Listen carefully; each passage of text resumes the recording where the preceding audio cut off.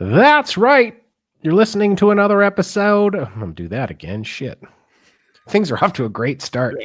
That's right. You're listening to another episode of the co-main event mixed martial arts podcast. I'm Chad Dundas. That's Ben Folks.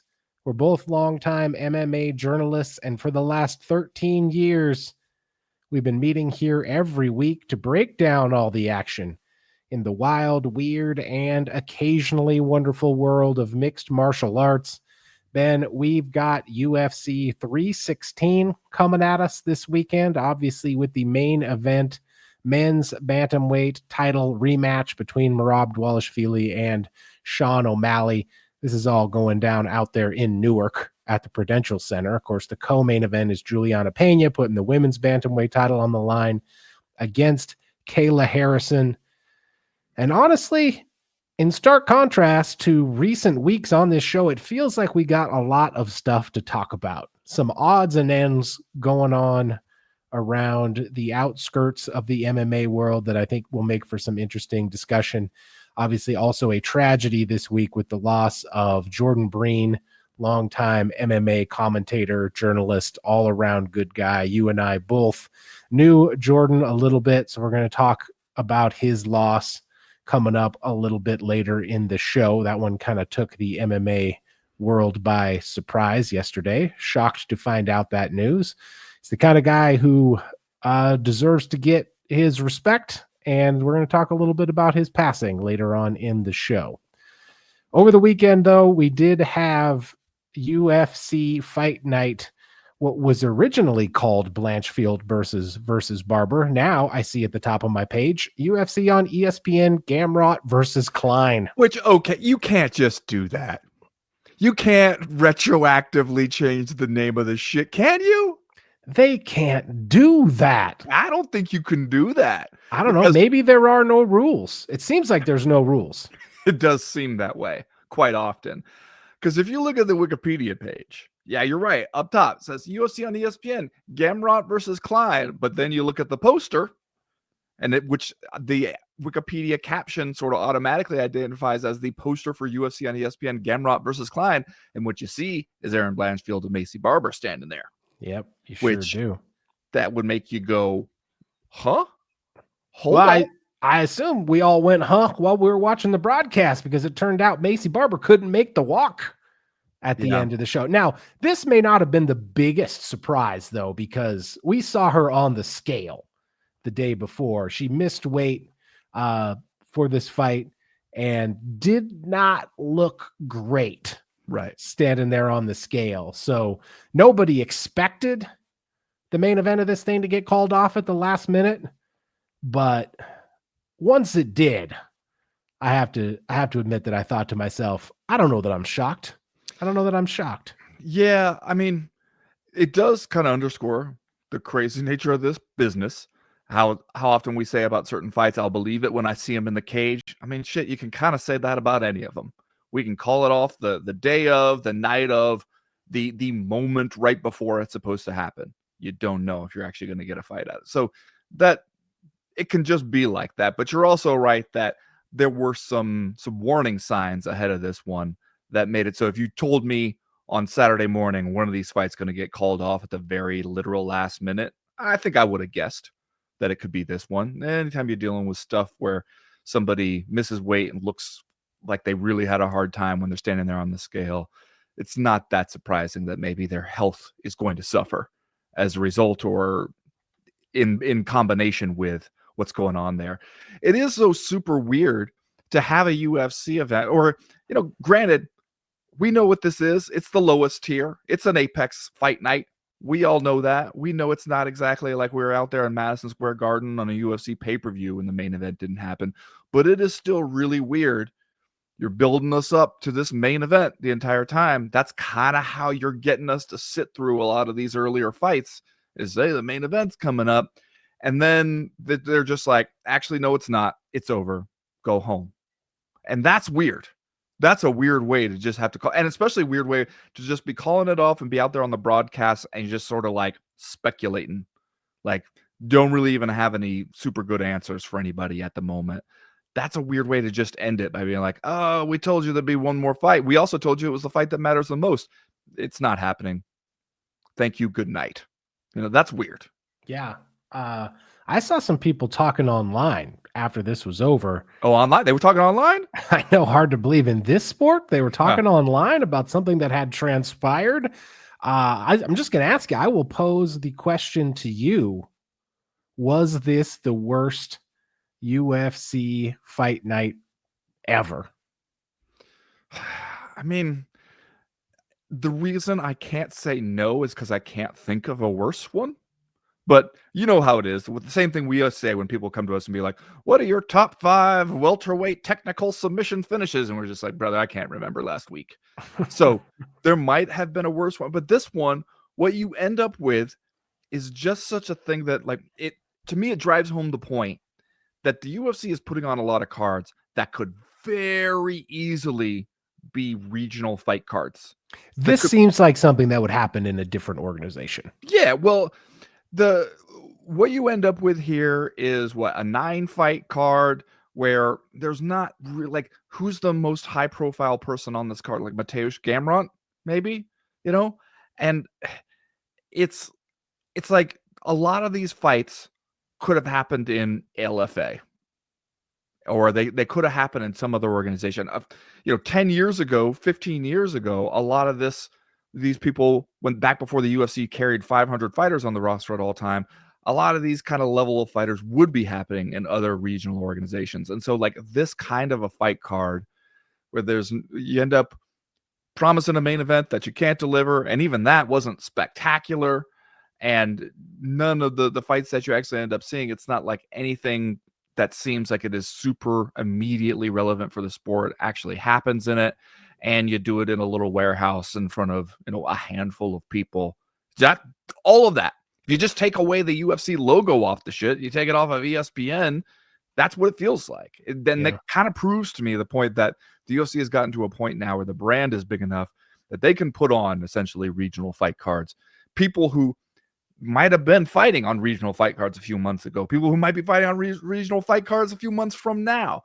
And most MMA fans are not going to care about those cards or those fights or those fighters. But if you put them in the UFC and you slap the UFC logo on it, then we treat it as like this is the highest level of the sport. And as we've seen, there are tiers to it. It is not necessarily the highest level of the sport. Okay.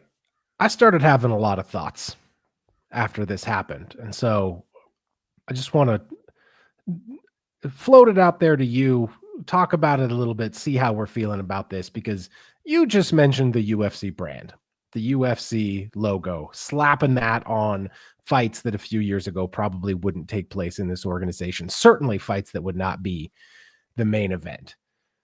And on the surface, you take the inability of Macy Barber to make it to the cage.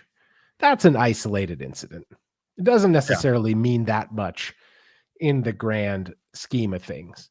But having that happen made me reflect a little bit on some problems that have been percolating in this organization for years and years at this point that I feel like potentially could be coming to a head. And that is, this product just feels lifeless right now. It just feels like there is nothing happening, like interest is at an all-time low. There was people talking about this as the worst UFC ever, and I didn't see anybody really contradicting them online this past weekend. Dana White is disinterested, potentially not even around very much anymore. The UFC feels rudderless. You have Hunter Campbell on some level is supposed to sort of be filling in. It just feels like nobody cares and nobody is running this shit right now. And that doesn't seem like a good look for the UFC, especially at this time, Ben, because we're out here trying to renegotiate a new television rights contract. And one of the things we talk about on this show a lot is the idea that Endeavor and Ari Emanuel have taken the lumpiness out of this business, right? They're no longer beholden to monthly pay-per-view buys to make their money. But the way that they're making that money, the way that they took the lumpiness out of the business is through these guaranteed rights broadcast deals and through the site fees that they're getting now. Wherever they take the UFC on the road, local governments are basically paying them just to have them show up. But we're trying to renegotiate this shit right now, man. And if you're ESPN and you saw this shit happen, knowing the way things have been between you and the UFC over recent months or recent years, are you looking at this and thinking, yes, I'm going to open up my wallet to shell out the big bucks to bring this thing back to ESPN? If you're Netflix, are you looking at this being like, yeah, this seems like a good investment. We're going to pour a bunch of dough into this product that just doesn't feel like it's going anywhere right now? And I think one of the things you have to ask yourself, remember the big strength of the UFC when they went to Fox and then they jumped off Fox and they went to ESPN. The big strength of the UFC was these fans will follow this brand anywhere. Yeah. They'd already done it. We had gone from Spike TV to Facebook to Fuel TV to Fox, and then we're fucking Versus. We were out there on figuring out what the hell Versus was. We did some shit on Versus, and then when they jumped to ESPN Plus and they had the subscription fee to pay, conventional wisdom said the UFC is valuable to these streaming services because fans will pay the subscription to watch the UFC, and they will just let it ride. They will just pay the subscription fee until time immemorial to watch their precious UFC. I don't know if that is going to be true anymore. I don't know if that's going to be true in the huge numbers or the significant numbers that you got when you signed up with ESPN Plus. And so I guess my umbrella question is, at what point does this kind of lifeless, listless, I guess Ariel called it a recession a few weeks ago, at what point does that actually start causing the UFC to lose some money? Not wind up in the red, but at what point does that start costing the UFC money? At what point do we look at this thing and think this previously unassailable, bulletproof, absolutely dominant brand just ain't what it used to be, man? I think one of the interesting wrinkles in all of this is that the UFC now being under the TKO heading with WWE.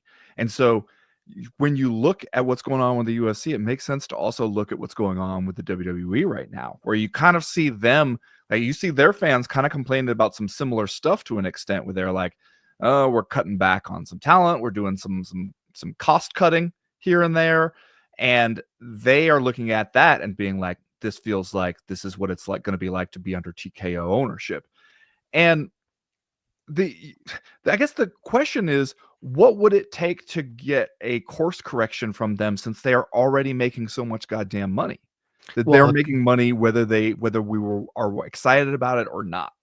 Let's say you're Endeavor and you're out here trying to land this new TV rights deal. And we should say, I hope nobody's wringing their hands and collecting tissues for the mega rich guys who own this company. They're all going to be fine. Yeah. Right. They're all going to keep making money. The UFC will probably get a lucrative television rights deal out of this. Maybe they will get a huge one like they want. But what if they don't? If you're TKO and you're Endeavor and maybe you like either overplayed your hand or the business just took a weird turn at what could be kind of a delicate time in the history. What if you don't get the money you thought you were going to get from this rights deal? The course correction, I agree with you. We are maybe beyond the point that we can easily turn the aircraft carrier around here. But the course correction, don't you think, is Endeavor starts looking at TKO and starts thinking, maybe we've done all we can do here. Maybe we wrung out the dishcloth as much as possible, squeezed all the profit out of this thing. Is it time for us to think about unloading this product? I mean, for one thing, the new rights deal is almost guaranteed to be worth more than the current one. Now, they're seeking a huge increase. Right. So I agree with you. It's possible they will not get quite as huge an increase as they expect. They might. They've gotten a huge increase every single time it's come up. Maybe this time it won't be quite as huge, but it'll be more. But is that enough? But see, that's the thing. Right now, they're already making a ton of money. They're making a ton of money with the current rights deal. If the next rights deal is more than that, then they will be making more of the money. They're definitely not spending too much of the money on, the fighters or anything.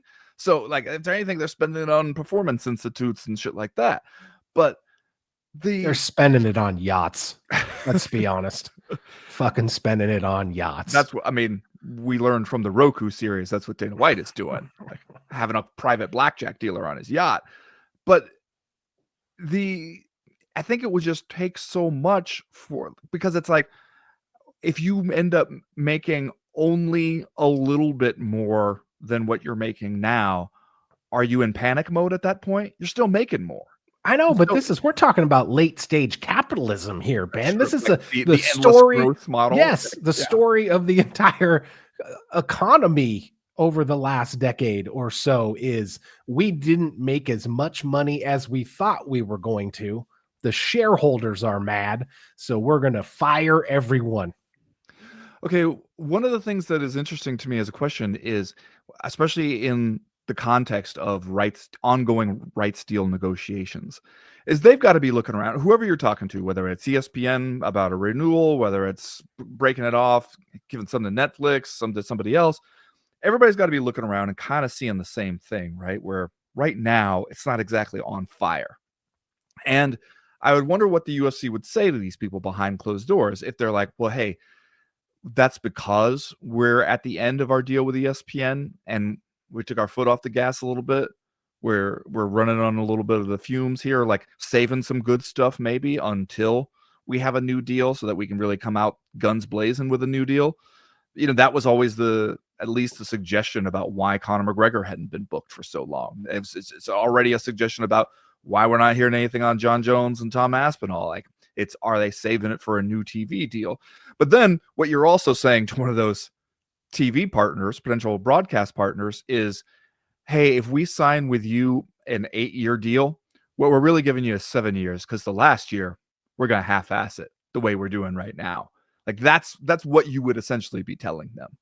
And I don't know, right now, it's hard for me to believe that everything of what we're seeing, everything about this sort of lull and recession kind of vibe that the UFC is in, is due to intentional decisions. No. I think a lot of it is complacency, honestly, because they're just so used to being the dominant brand, making so much goddamn money, not even really having to try, just being like, listen up, idiots, there's a UFC Fight Night this weekend. We're going to make a bunch of money whether you watch it or not. So what? And just sort of, I think also the pay-per-view market has probably diminished enough to this point where you're sort of like, unless we have something huge like UFC 300, it's not going to make that much of a difference. We have to offer you up a pay-per-view, but it doesn't necessarily have to be like greater than the last pay-per-view. And so I think that you, like, the same thing we talk about with Dana White, how he seemed to have gotten so bored of being UFC CEO that he needed to go invent an entirely new sport to dominate. And I think that that's sort of what's happening here, is that they're just sort of used to this thing almost running itself.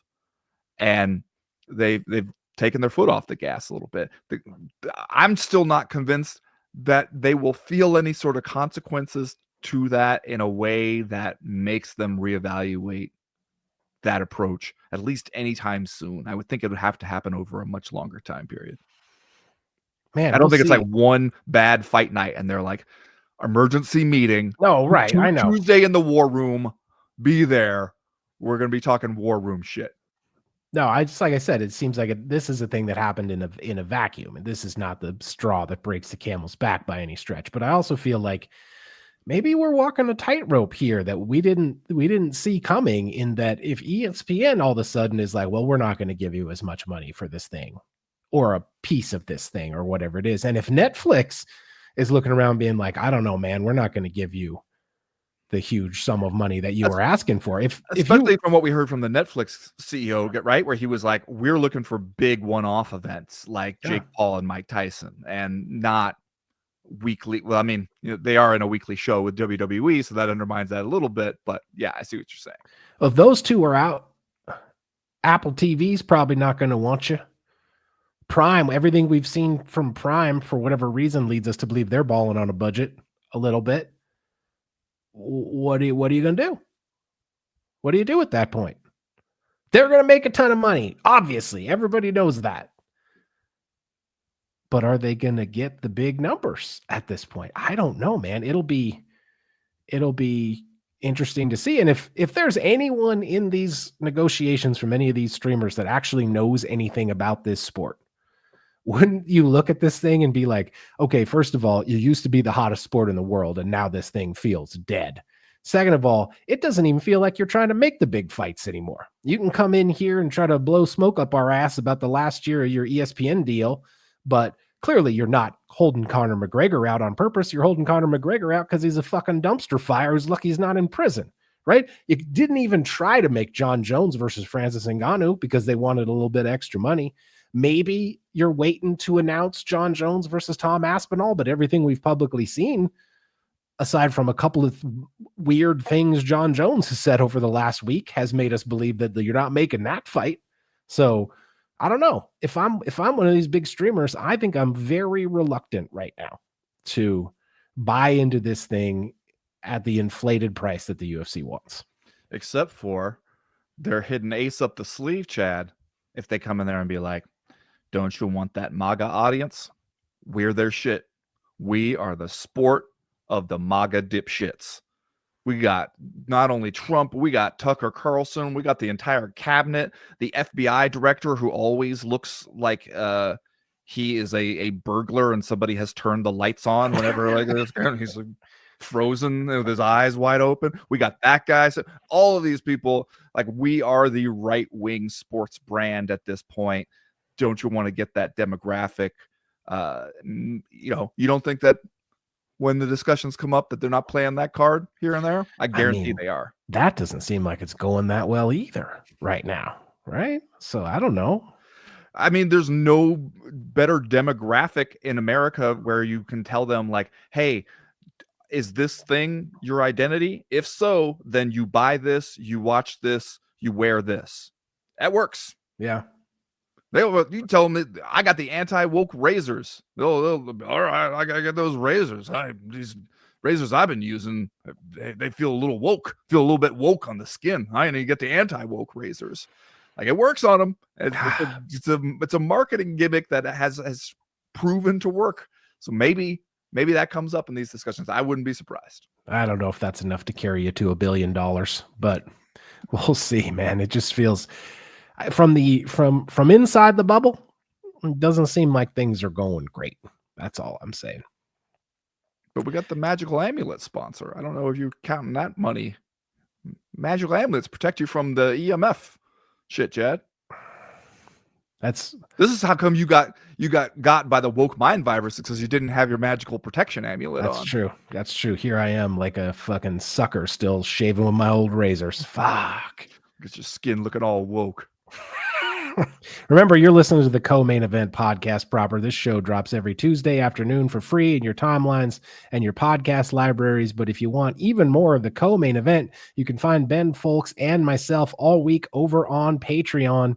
Hit us up at patreon.com/co-main event and get loads of extra audio and video content, as well as access to our official Discord message board where they're talking about fights and a lot of other stuff literally all the time. And a special shout out and thank you to all of the people who joined up during the month of May, Pledge Month here on the CME. They're helping us keep the doors open and the lights on at this podcast, which, as we always say, is an independent production. We don't have the backing of a big media company. We're not part of an established MMA website. We're just two guys talking into a microphone. We've been doing it for 13 years.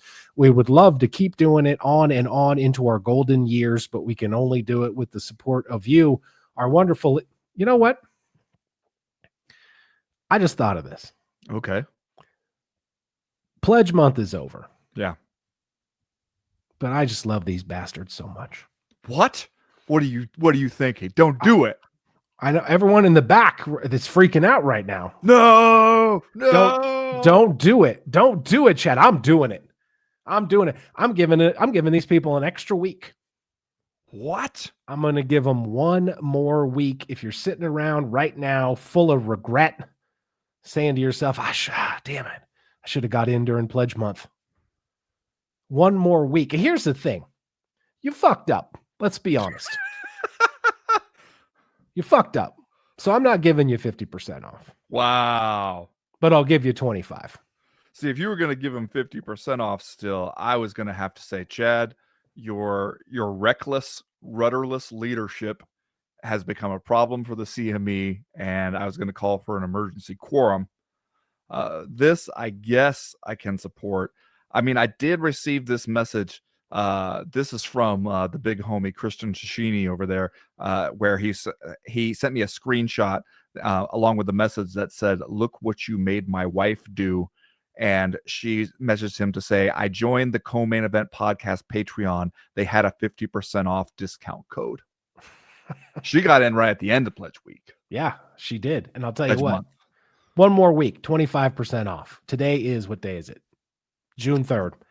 I will give you till June 10th to come in here and sign up for 25% off. If you are not currently a member of the CME Patreon family, you can sign up for an annual or monthly subscription for 25% off, which, Ben, we got to come up with a new promo code. What should we call it? CME 13 done expired. It's dead. Got to do something else. CME, you done fucked up? That's too long. We That can't is do that. long. We can't do that. Here's what we're going to do. All one word, capital letters. Thanks, Chad. Wow. Just really soaking up all the attention and adulation, patting himself on the back, Barry Horowitz style. Yep. Thanks, Chad. That's going to be your coupon code at checkout over there at patreon.com/co-main event. That will get you 20%, 25% off for the next week. Jump on it. After this, cutting you off. Wow. Big news. I didn't see this coming today. Another way you could support the show is by going to co-mainevent.com and checking out our merchandise shop. We got t-shirts, we got hats, we got hoodies, and lots more. Stop by and pick up the best-selling Daddest Man on the Planet coffee mug or t-shirt. Get those shipped out while they are in stock. I tell you what, we just sent another one out to California this week. Sent a mug out to California. So people are enjoying it. People are getting their stuff while we can keep them in stock. Just go to the website, co-mainevent.com. Click the link at the top of the page that says shop. That'll get you in there. As always, we partner with our guy, Johnny Ashcroft, on the shop. He is a designer from Portland, Oregon. We can't recommend him highly enough for all your design needs. Hit him up at studiosuperconductor.com or on Instagram at studiosuperconductor. Right now, like we always do about this time, let's do a little bit of listener mail. Listener mail. Don't let me forget, I got to make that coupon. Okay. First piece of listener mail this week, Ben, comes to us from our guy, Cursed Diamonds, over on Patreon. He writes, "Hey guys, after weeks and months of discussion, let's finally assign blame. Please, out of a possible 100, assign the UFC, John, and the field a percentage of blame for the current state of the very disputed big man strap." So I guess we're giving grades on how responsible are you for this thing not happening? Now, like I said at the beginning of the show, John Jones continues to say weird stuff when people ask him about this fight. It looks like there's a lot of partying going on over there in Thailand. Yeah, he's enjoying himself during the filming of this reality show that he's doing. Somebody, I think, looked like they were at a martial arts school. Somebody asked him when he's going to fight Big Tommy Gas Hands. And John, for the second time, what's going on with your hat? What are you doing? My hat's bothering me. I got a thing with it. You know what happens is I leave this hat sitting on the chair and my children keep messing with the settings, my hat settings. There we go. That's a little better. You got the hat to the back. We look like you look like Pat McAfee. You look like we're on one of these. I got sleeves on my shirt. I can't be Pat McAfee. Look like we're on one of these renegade sports platforms. Oh, they're brave enough to say what we're all thinking. One of those. That's what we're looking like right now with your hat on backwards. My question about this question is the field. How we're supposed to assign blame to the field? That means just like society in this case. Like at what point, like, okay, some of it is the UFC, some of it is John Jones, some of it is the schools, honestly. Let us Medicare's down. not doing enough for veterans. I think we should just end the program. They failed us in education, and if we had educated people better, they would have demanded this John Jones Tom Aspinall fight before now. Maybe it means like the rest of the heavyweights are being so shitty that there is not another bankable option. Okay, that's fair, I right. guess. I gotta say, it's gotta be John Jones 80%. Because Yeah. everything leads you to believe that if he just said, yeah, I'll fight this fucking guy, I'll fight this bloke, book it. Whenever works for you guys, I'm the heavyweight champion. I'm taking on all comers. You say he's the top contender. I will beat Tom Aspinall's ass. The one thing he has not said ever at any point during this discussion. If he had said that, then at least we'd have clarity on it. At least we would all be sitting here going, like when Dana White says we'll get this fight done, we'd believe him. We'd have no reason not to believe it. And it would just be a matter of when. So John Jones is by far the biggest obstacle in the way of this. And he's not even really trying to argue that, it seems. The most he's saying is that I've talked to the UFC. They know what's up. And we'll tell you when they're ready to tell you. Any blame at all for Big Tommy? No.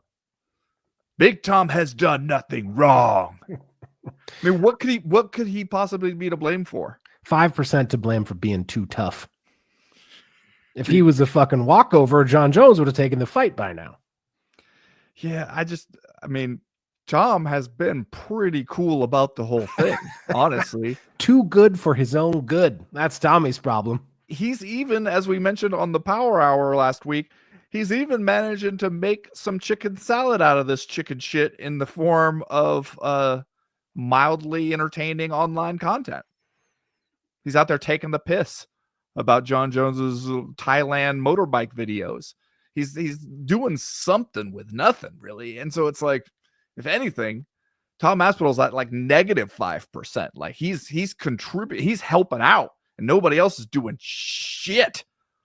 The UFC also has to have some blame because they're the ones who keep this from being a more clear situation one way or another. They could either say like, yeah, we've talked to these guys, we have a big announcement, we will make that announcement at this point, whatever. You could even do the thing that they love to do where they're like, Dana White will be going on Instagram later today. Don't give you a time. No, it could very easily say 2:00. No, we don't. We're just going to say at whenever. They could give some clarity, or they could be like, we tried, it's not happening, we're stripping John Jones, we're moving on. Because right now, you got to the point where you've just sort of, you're choking any interest in the entire enterprise by just continuing to act like, yeah, it's fine, we're going to get it done, even while John Jones is out there in Thailand being like, I wouldn't say I'm exactly retired. You're like, doesn't sound like you're ready to fight, though, does it? I'm going to go 70% John Jones, 25% UFC, 5% Tom Aspinall for being too tough. Now, see, I think that 5% belongs to the other heavyweights for not presenting us with any better options. Actually, 4% to the other heavyweights, 1% to TV. I think TV rotted our brains, Chad. I'm bringing back a criticism from the 80s and 90s.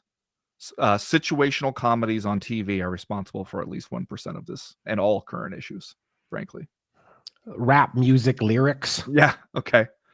Sure. 0.5%. I'm just saying. Sexy beer commercials. They're not helping. No, yeah. John Jones didn't look at Cyril Gahn and be like, oh, time to go to Thailand. I'm just saying, he looked at Tom Aspinall, all of a sudden Thailand's starting to look pretty good. Maybe we spare 0.5 percentage point for Javier and Lyric from Albuquerque Fine Arts or whatever. They did too good a job lining up all those posters, so there's no room left for the Jones versus Aspinall poster. And what of Stipe? How much blame does Stipe have to accept?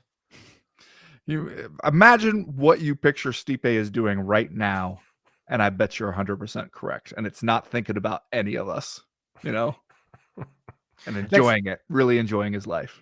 Next question that comes to us from our guy Akbar Ticklegoose, who's been getting in a lot. He writes, considering we've been stuck with a hashtag ain't shit going on the last few weeks, and I know you will discourse the upcoming pay-per-view as the gentlemen and scholars you are, wanted to throw it back to the lead up to UFC 300. Wow. I found this quote from Dana. There are so many twists and turns and fucking crazy shit going on behind the scenes. Everything that everybody thinks about UFC 300 right now literally could all change tomorrow. It's fucking crazy what's going on right now. There could actually be a documentary right now being shot of behind the scenes to build UFC 300. Now that it's been a year, any idea what fights he was trying to make?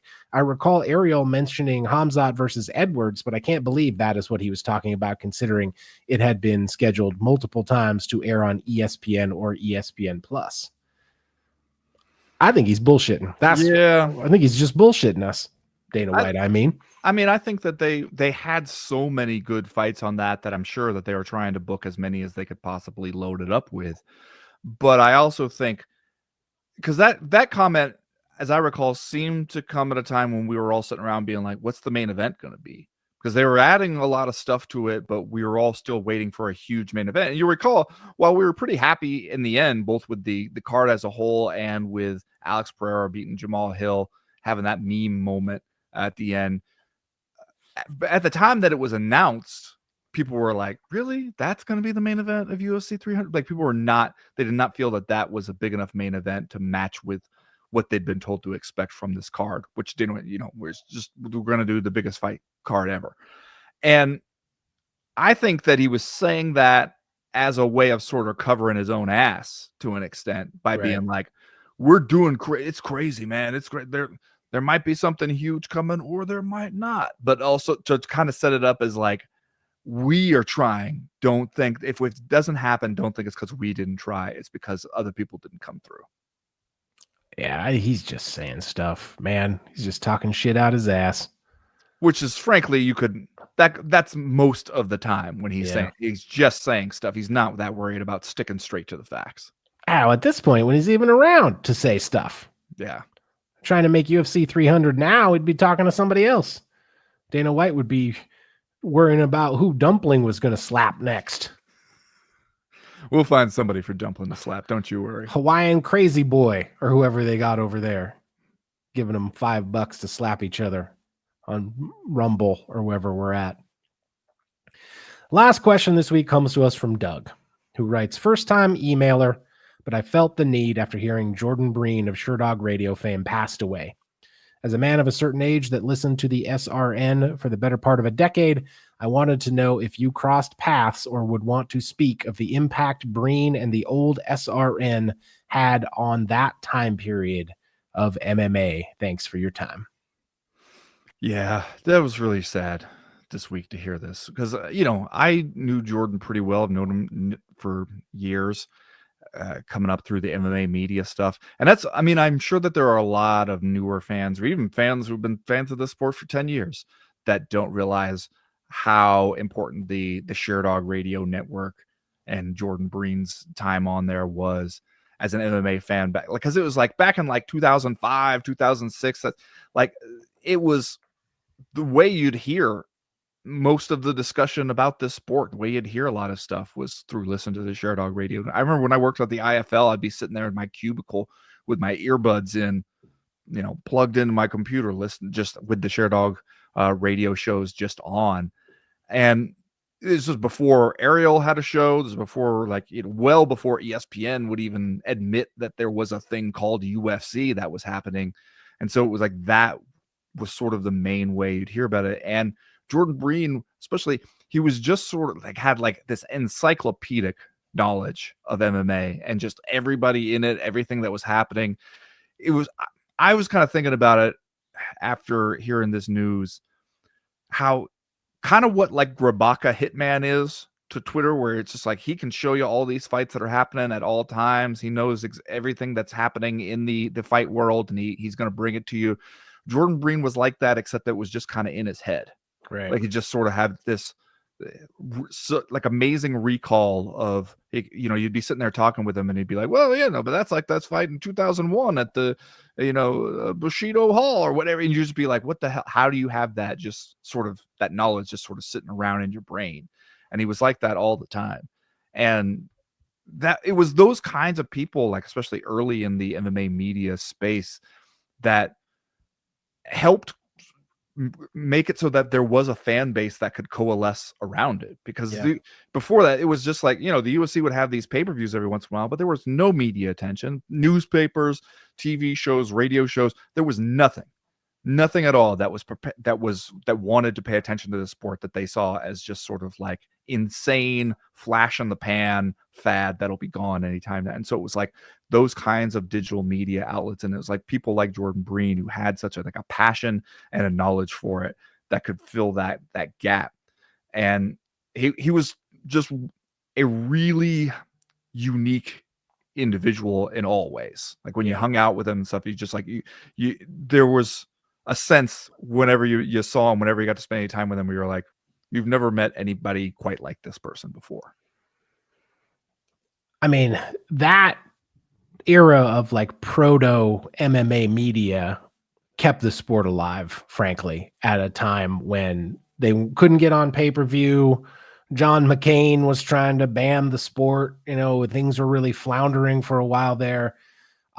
Things like Sherdog and MMA Weekly and guys like Josh Gross and Jordan Breen, those guys were covering the sport at a time that it might have dried up and blown away. And they were giving MMA fans a focal point to go to, message boards to go to. And, the guys who run the UFC have kind of said as much during past eras where they would ever be even a little bit complimentary of the media. They've talked about how important that media coverage was to kind of getting them through to the point where they could get back on pay-per-view and eventually have the Ultimate Fighter and everything else that has happened since then. Jordan Breen was one of the first guys who filled the role of commentator. Yeah. That he had a great passion for the sport, and as you said, encyclopedic knowledge of the sport, and he would also tell you what sucked and was dumb about it. Yes. And he would be hilarious about telling you what sucked and was dumb. Yeah, I didn't know him as well as you did. I talked to him half a dozen times, maybe. Every time I talked to him, he was great, funny, smart. He's always, let's say, very generous with his time. Would be an understatement. One time I called up Jordan Breen. I remember this. I called up Jordan Breen on one of those things where, you're calling people and you're like, I'll talk to this guy, just find out a couple of things. He talked until my micro digital recorder ran out of batteries. I was on the phone with Jordan Breen for like 2.5 hours. And it was, it was amazing. But like, you wanted to talk to the guy, you better clear some time because he had a lot of thoughts and he was going to tell you about them. So I always appreciated that about him. He was, one of the good guys of this industry, and just absolutely shocking this week to hear that he had passed away. So a huge tragedy, a guy that I hope gets the recognition that he deserves, especially in this new media landscape where, a lot of it is, here's what somebody tweeted. Right. Yeah. Jordan Breen was doing the exact opposite thing. Like he put a lot of work into everything that he did and was insanely knowledgeable and very entertaining and a good guy. Yeah. And it's just, I knew that he had been dealing with some stuff over the last few years and that things hadn't been great for him in some ways. And there is like one of the things that I have been dwelling on some since I heard this news was just like, should we all have done more to help him or more to sort of reach out? And that's the thing that I think is, I guess I hope that I and other people in general maybe will take that lesson going forward, because that, I've had a few different instances like this with different friends and people I've known in my life where when something like this happens, and that is the thing that'll kind of bug you afterwards, is thinking like, because when they're going through some stuff, sometimes they get difficult to be around, or it doesn't feel like it's very easy to reach out and help them. But then, you get to a point like this and you feel like that's the thing that you're going to remember is that feeling of regret of that maybe we all could have helped out a little more. Maybe things could have been different. Very sad. Very tragic to have this happen. All right, that is going to do it this week for listener mail. If you have a question, comment, or concern that you want to air to the podcast in future weeks, you know how to do it. Go to the website, co-mainevent.com, and click the link in the top right-hand corner of the screen that says email the podcast. That'll get you in touch with us. Right now, we're going to talk a little bit about UFC 316 this weekend. We'll do that right after this.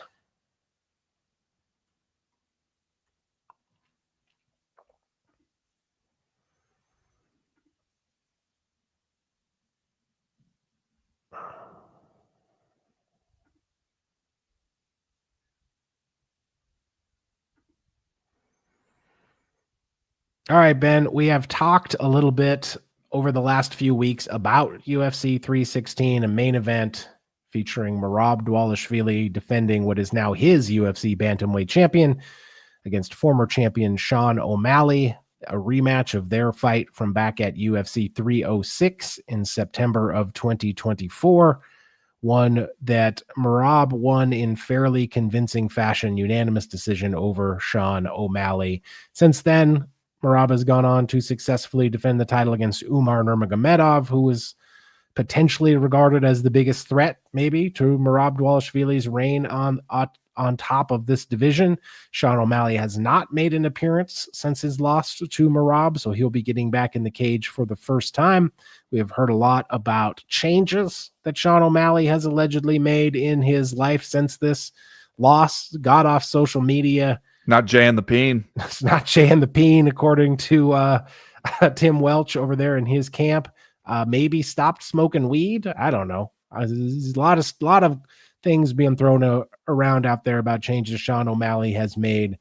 And yet, I think a lot of people are looking at this fight thinking this is still a tough one for Sean O'Malley, matchup-wise with Merab. And I don't know a ton of people besides Sean O'Malley himself who are forecasting a different outcome. Yeah, and to the extent that people are maybe not that excited about this fight, I think that that's what it is, right? Because they just feel like, all right, we saw how this one was going to go in the first fight, and we did not exactly emerge with a whole lot of unanswered questions. And so especially to have Sean O'Malley having not fought since then, it feels like we're doing this rematch because we feel like Sean O'Malley is still a known guy, and we don't have a whole lot else right now that feels like pressing business for Merab to take care of after we beat Umar. And if you look at the odds, at least according to Best Fight Odds, which is the best kind of historical tracker, especially of odds that I know of, when they fought at the Sphere, Sean O'Malley opened at plus 164, closed at plus 100. With Merab opening at minus 198, close at around minus 120, and some as high as plus 105. And it's like now it's way different. You had Merab opening as a minus 295 favorite, now down to minus 275. But Sean O'Malley has barely moved from opening at plus 225. Like, people still see him as a heavy underdog here.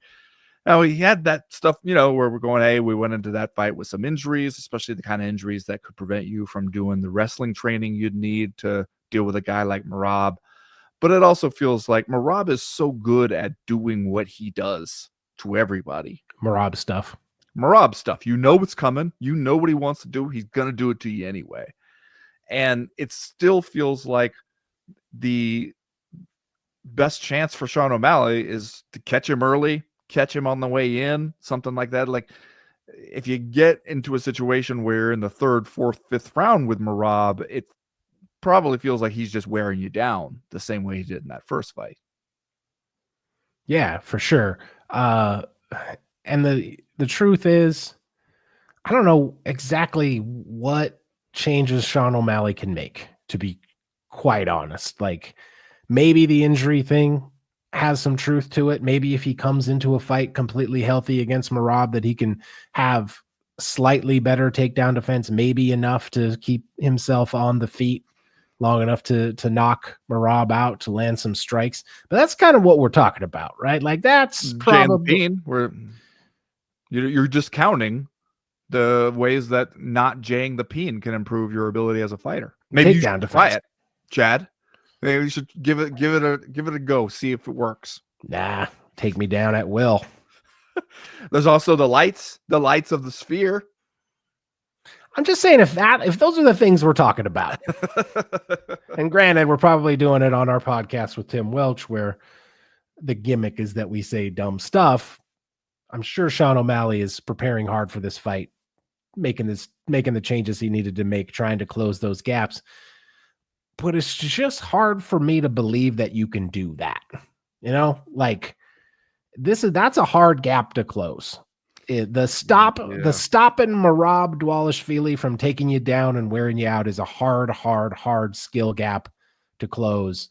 Maybe O'Malley can do it. Maybe he can do it to the extent that he'll be able to land some strikes. Obviously, he has a puncher's chance. I don't want to like discount Sean O'Malley in any way. He is a tremendous fighter who won a lot of fights that everybody thought he was going to lose. He's athletic. He's a popular guy. He's done a lot of things in the sport. He is always dangerous. But if I'm picking this, I don't think you can pick against Merab right now, man. I just don't think you can. Have you seen the poster for this one? I can look at it right now. We're doing some dramatic stuff with shading and everybody's pictures. It's everybody. Oh, yeah. We're really glowering at the camera. Sort of a blue steel approach. Yeah, especially Juliana Pena for some reason. Like, well, we knew she's going to scowl, right? Like we're doing a little bit of scowl, a little bit of the duck lips. Like it's... That actually doesn't even look like Juliana Pena and Kayla Harrison. Hey, those could be different people, for all I know. Now, what does the Pena versus Harrison co-main event do for you on this fight card? Because, like I said, I think people are, to the extent that they're not super pumped about the Merab Sean O'Malley 2 fight, is because they were like, we saw it, it's just going to be more of the same. But this one, I feel like the feeling is, all right, Kayla Harrison's coronation is also this Saturday. Mm-hmm. Don't you get the sense that's sort of what we're thinking going in? Yeah, in some ways, it's almost the more interesting fight, not necessarily because of what we expect to happen in the cage. Dear God, Kayla Harrison is minus 675. Yeah. Holy shit. Yes. In a championship fight as the challenger, she is minus 675 against Juliana Pena, who you can get that coming back at plus 490 if you want to. So certainly not more interesting in terms of what we're forecasting competitively. But if we're going to talk about MMA in general being in a recession, man, the women's side of that is doing poorly, right? And not because we don't have good champions. Obviously, Zhang Weili and Valentina Shevchenko are very, very good. Probably at some point will be regarded as among the all-time greats. Juliana Pena, a little bit of an outlier there in terms of being champion. But Kayla Harrison has the potential to bring a lot of interest and a lot of excitement, I think, back to the women's side of things, and particularly to women's bantamweight, which has perennially kind of been the marquee division of women's MMA. If you can get Kayla Harrison with the gold around her waist, if you can start talking about a potential Amanda Nunes comeback, that's a big fight for women's MMA. So while we sit here on Tuesday, fully expecting Kayla Harrison to kind of come in and clean Juliana Pena's clock in this fight, having Kayla Harrison as champion, I think, creates some interesting buzz and interesting possibilities that women's MMA, frankly, could really, really, really use right now. Yeah, it could. And, you do have here, at least, like, we don't have the problem that you have pointed out in the past of everybody being too motherfucking friendly. No, we don't. In fact, we might have the opposite thing to kind of an embarrassing degree with Juliana Pena. Yeah, she's out here throwing steroid accusations around, all kinds of shit like that. So you got a little bit of heat behind this thing, but it does still feel like, all right, what we're gonna get is Kayla Harrison gonna roll up in here, beat Juliana Pena's ass, and then restore a feeling of like, all right, the person with the UFC women's bantamweight champion is the best women's bantamweight in the world, unless somebody wants to come back out of retirement and do something about it, which seems like that's probably the way everybody feels like we're headed, which I'll just say the MMA gods can hear you. They're listening. Wouldn't it kind of ruin that plan? Like that might be the best reason to think Juliana Pena will win this fight, is how it would just ruin a opportunity to get the women's bantamweight division back into something that feels interesting and meaningful on like an immediate level. Because if you have Kayla Harrison come out of this one, you'd be like, all right, by the end of the year, we could be talking about a big women's bantamweight title fight again. And if Juliana Pena were to stay the champion, I don't know if that's a possibility in the same way. Yeah, if you're Amanda Nunes, you walking out the front door to go fight Juliana Pena? You're doing what it got? You getting on a plane? You flying up here, taking time away from the family, getting in a training camp, fighting Juliana Pena? I don't know, man. Yeah, you already did it. She's 37, Amanda Nunes, and we have talked at length about how she has had one of the best MMA retirements, seemingly one of the best MMA retirements, where a person was able to walk away from this sport seemingly to go have a nice life with their family. Mm-hmm. So it's bittersweet a little bit, I think, to see her return, although obviously she is the captain of her own ship. She can choose what she wants to do. She can come back. She can stay away, whatever she wants. She has certainly earned the right to do that. But yeah, man, I'd be excited. I'd be excited for Amanda Nunes, Kayla Harrison fight, as I think we all would. And it's almost unquestionably the biggest fight on the table for women's MMA right now. So if you could make that, maybe you bring some buzz back. Yeah. I kept thinking afterwards how you brought up the point where after Juliana Pena tried to level these steroid accusations at Kayla Harrison, and then Kayla Harrison's coach, Mike Brown, over there at American Top Team, was just like, hey, look, some people are just freaks. All right. Don't be jealous just because you're not a freak. You gotta accuse her of taking steroids. Some people are just freaks. And how you could see Kayla afterwards is sort of being like, Mike, I appreciate what you're trying to do for me. Yeah. I understand that you're trying to help. You're saying this in the most supportive way possible. I think maybe it would be a decent idea for us to think about terminology, for us to get on the same page with some of our phrasing. What I'm saying, Mike, is maybe you don't have to go out there and keep calling me a freak over and over again. What he's saying is don't hate Kayla Harrison just because you don't have the biceps, the triceps, the latissimus dorsi, and the trapezius. Hey, I mean, we all are a little bit jealous of those biceps. Kayla Harrison, she looked like she'd crack some walnuts in there. All of us would like to have that. Mike Brown is not wrong about that. We just maybe don't need to call her a freak like 7 times.